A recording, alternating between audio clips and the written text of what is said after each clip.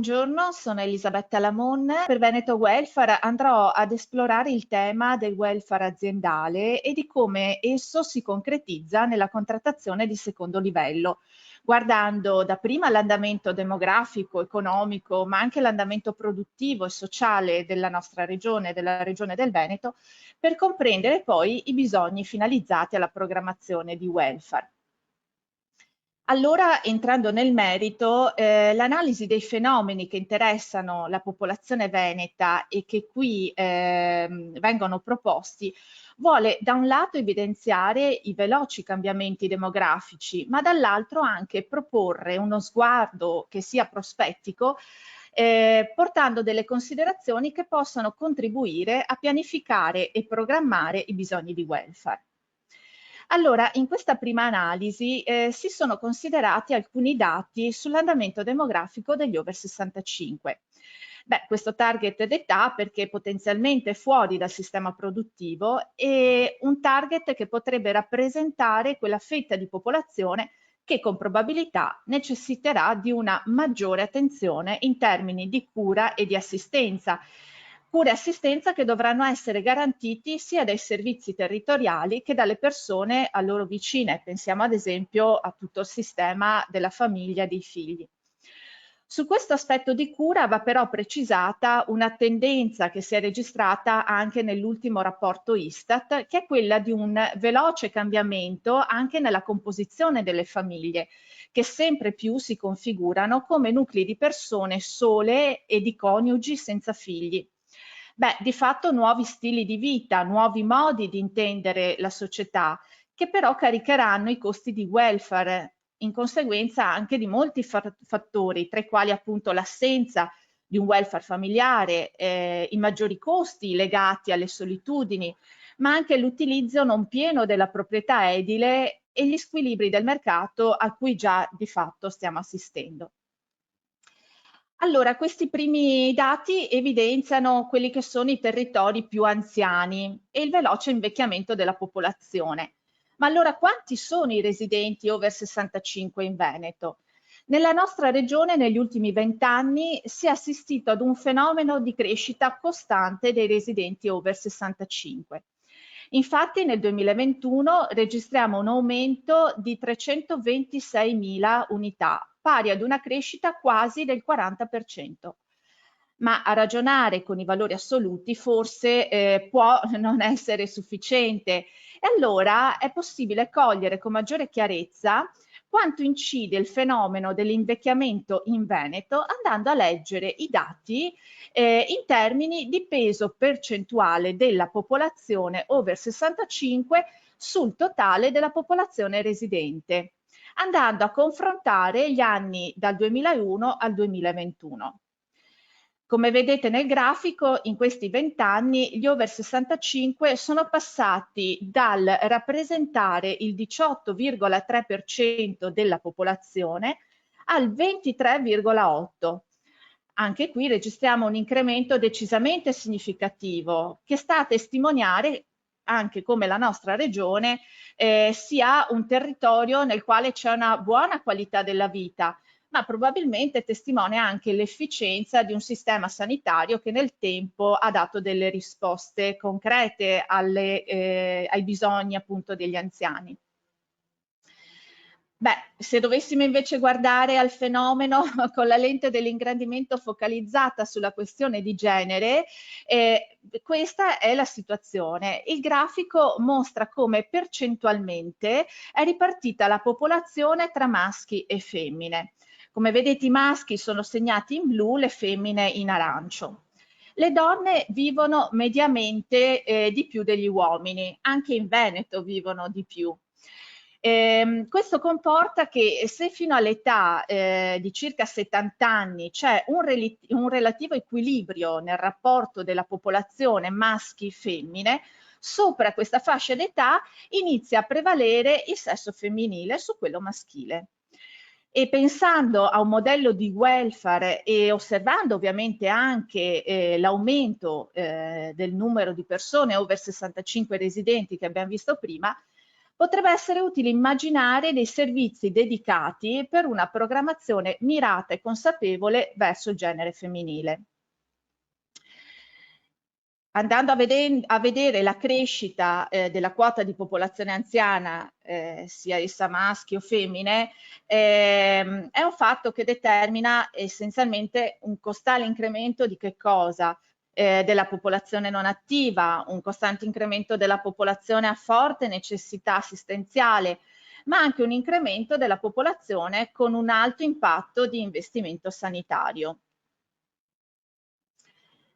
Bene, andiamo ulteriormente a indagare il fenomeno e in questo caso andiamo a capire in quali province del Veneto si concentra il maggior numero di over 65.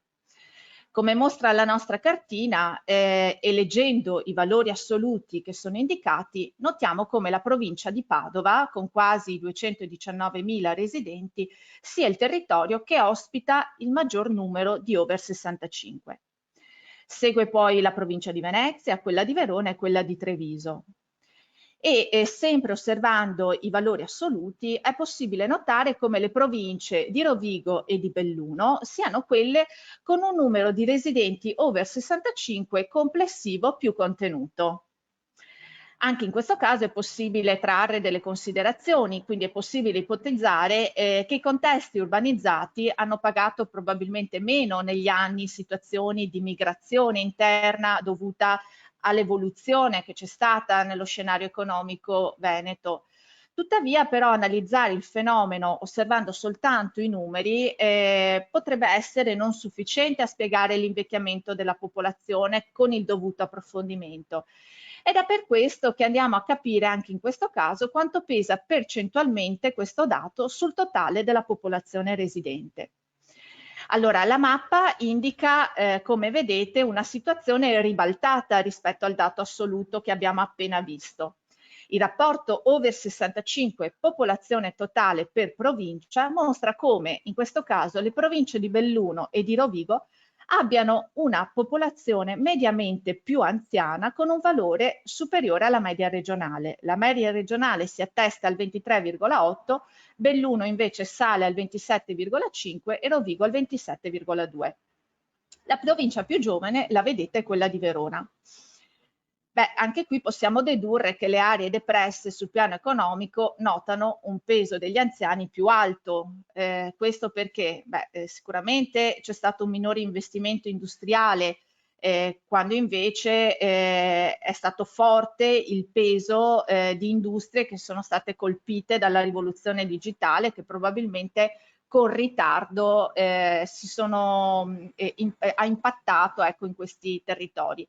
Ma forse si paga anche l'assenza dell'università e quindi della popolazione più giovane legata appunto a motivi di studio, ma anche la distanza fisica che hanno queste due province rispetto alla direttrice di sviluppo della nostra regione, che di fatto si colloca sulla parte centrale della nostra regione. C'è anche da dire che le province più produttive, che qui nella cartina vediamo colorate, no? Con i territori più chiari, agevolano in qualche modo i servizi per l'infanzia e quindi la propensione alla famiglia. Quindi il peso percentuale minore di over 65 incrocia un tasso di natalità maggiore che si realizza in aree appunto più sviluppate e con un maggiore reddito pro capite. Ci avviamo un po' verso la conclusione di questa panoramica sull'andamento demografico degli over 65 e quindi possiamo osservare anche le previsioni demografiche della nostra regione da qui al 2060. Certo, è un tempo molto lungo, ma comunque è indicativo andare a vedere la tendenza, ecco, dell'invecchiamento negli anni. Il grafico infatti mostra come saranno gli abitanti del Veneto fra 40 anni. Già nel 2040 un residente su 3 in Veneto sarà over 65, con un'età media pari a 49,7 anni. Inoltre per ogni giovane, considerato come giovane l'under 14, ci saranno 2,88 over 65. Beh, nel 2060 la situazione non cambia di molto in quanto il fenomeno dell'invecchiamento rallenterà, ma senza fermarsi di fatto, per cui gli over 65 saranno il 34% della popolazione, con un'età media che salirà un pochino e con un indice di vecchiaia che si attesta a 292, quindi 2,92 over 65 per ogni under 14. Infine, se andiamo a confrontare percentualmente la composizione della popolazione per fasce d'età negli ultimi anni, la situazione è quella che appunto vediamo evidenziata in questo grafico. Allora abbiamo cercato di ragionare per fasce d'età in un'ottica così lavorativa e quindi abbiamo diviso la popolazione in una fascia di età giovane, che è quella verde, 0-14 anni, una fascia in età potenzialmente lavorativa, quindi 15-64 anni, che è quella in blu, e una fascia di persone potenzialmente in pensione, che sono gli over 65 ed è la fascia rossa. La fascia giovane, che dovrebbe appunto garantire il ricambio generazionale e lavorativo, si sta lentamente riducendo. Infatti dal 14% del 2006 arriva al 12,6% del 2021. Così come si sta assottigliando anche la fascia blu, quella dei lavoratori, che passa dal 68,2 del 2001 al 63,6 del 2021. Lavoratori che invecchiano velocemente verso gli over 65, quindi. Sembra quasi che con il trascorrere del tempo la fascia rossa degli over 65 stia comprimendo i lavoratori e i giovani che di fatto non riescono ad evolvere in ugual misura.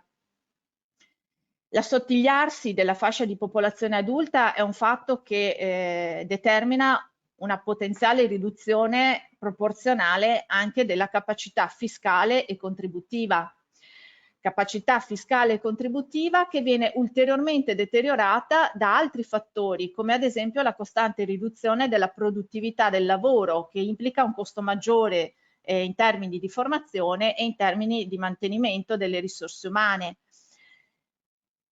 Allora, quali considerazioni trarre da questa prima puntata di analisi demografica?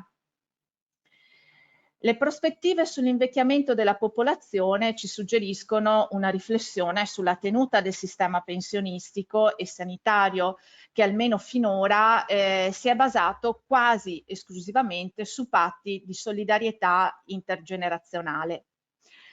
Abbiamo visto una popolazione anziana con caratteristiche ben precise che chiederà probabilmente un maggior investimento nella programmazione di welfare sul tema dell'assistenza domiciliare, sull'assistenza sanitaria. Pensiamo al tema del co-housing, dei servizi di assistenza alla persona, e una fascia d'età tra i 15 e i 64 anni in diminuzione e compressa dal peso, come dicevo prima, degli over 65, a conferma dei nostri dubbi sulla tenuta di un sistema di welfare così come lo conosciamo. Ecco allora che questa è una prima analisi legata appunto alla tendenza all'invecchiamento della popolazione, ma probabilmente sarà utile andare anche a indagare l'andamento demografico, ad esempio dei giovani nella nostra regione, per poter andare proprio a comprendere pienamente i bisogni di welfare che possono trovare risposta nel nostro territorio veneto attraverso la contrattazione aziendale, ma anche attraverso una contrattazione con il territorio. Questo sarà oggetto delle prossime pubblicazioni e quindi vi invito a seguire la nostra rubrica. Intanto grazie per l'attenzione.